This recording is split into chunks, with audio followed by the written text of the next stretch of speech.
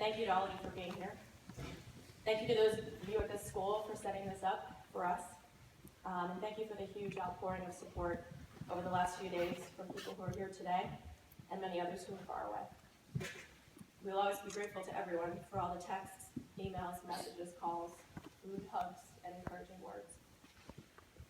Thank you for sharing your memories of Mom with us, and for all of the kind, genuine words about her and her impact on those around her, which really can't be put into words.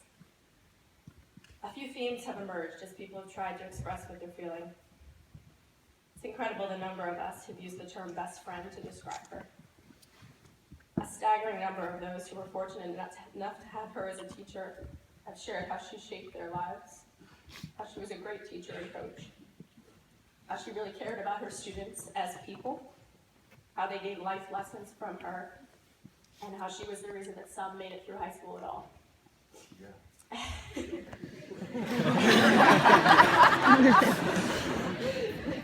my brothers may count themselves into that, I'm not sure.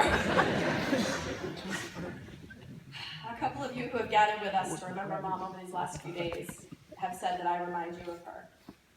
All I could say was wow and thank you. But thank you doesn't really cut it for the highest compliment that anyone could ever receive.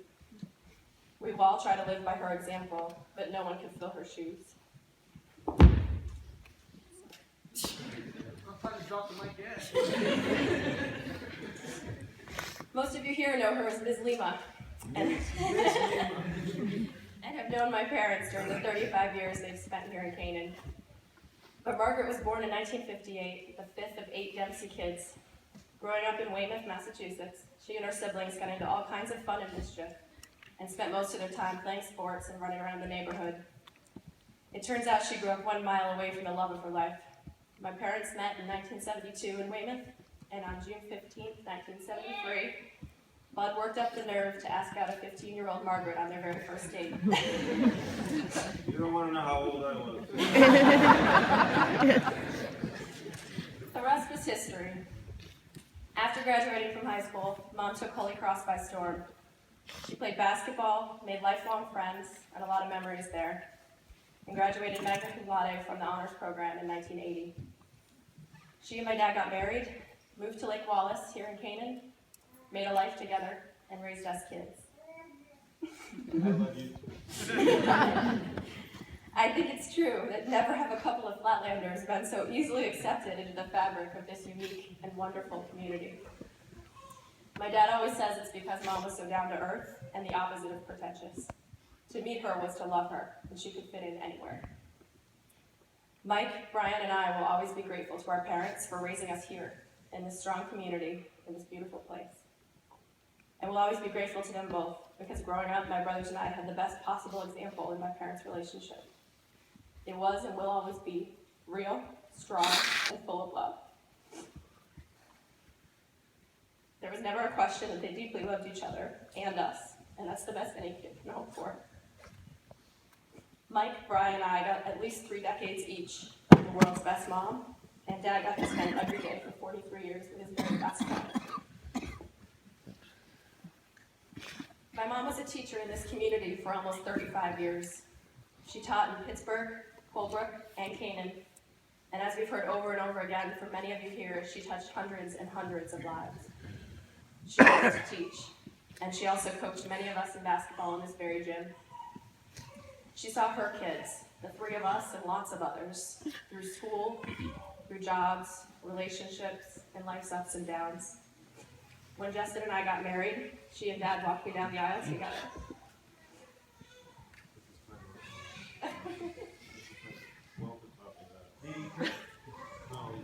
Your water trip. When you need a timeout, you just have a sip of water.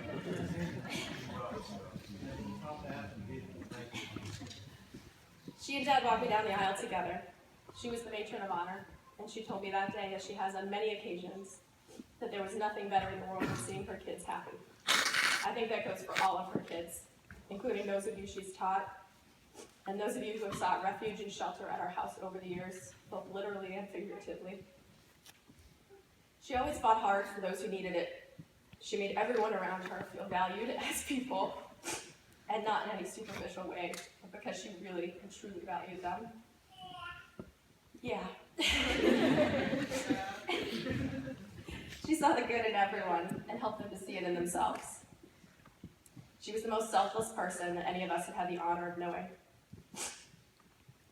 A week ago, before this crap storm hit us out of the blue, my husband and I found ourselves talking about how my mother is one of the most amazing people in the world, not because she's smart and funny and fun, or because her infectious laugh and smile. All of that's absolutely true. But we were talking about her approach to life and her temperament. No matter what was going on around her, she was always the calm, the strength, the rock for so many of us. For me and my dad and my brothers for sure, but I think for others here as well. No matter what was happening, she was the glue that held everything and everyone together. Now we'll use our memories of her as the glue that puts us back together. Mom's life was cut far too short. We can all agree on that. But she really lived the way all of us should. She walked, ran, snowshoed, and skied. She read. She passed countless hours and days on the lake that we all love. Quiet boat rides with just my dad, with our whole immediate family, and with our extended family, with both blood relatives and friends. She watched her Boston sports teams and listened to music. Music has always kind of been our family's thing. And she listened, she sang, and we all know that most of all, she danced with reckless abandon. Mom laughed a lot, and she definitely knew how to have fun. She spent all the time she could with her family and her friends. She appreciated life and those who got to navigate it with her. She loved deeply, and she wasn't shy about showing it. Our mom was unequivocally happy. One of our cousins may have put it best when he said that she was the human form of a smile, and that will be true always. She is, and will always be, loved more than any words could express. Our family feels heartbroken. We feel shocked. We feel confused. We feel frustrated and mad as hell that this happened. But most of all, we feel lucky, grateful, privileged that she chose us. That we were fortunate enough and blessed enough to call this amazing person wife, in my dad's case, mother to my brothers and me, daughter to grandma and grandpa, sister to her 7 siblings, aunt to a lot of nieces and nephews, and best friend to us all. All of you are here because she touched your lives in various ways, and we know that you count yourselves lucky too. Here's what she would want: for all of us to focus on the positives and to be as happy as humanly possible. This is how we will honor her. We'll remember her always. We'll tell the people we love them that we do more often than seems appropriate. We'll strive to be the happiest people that we can be, because this is what she wanted for all of us: to dance, to laugh, to smile, and to love.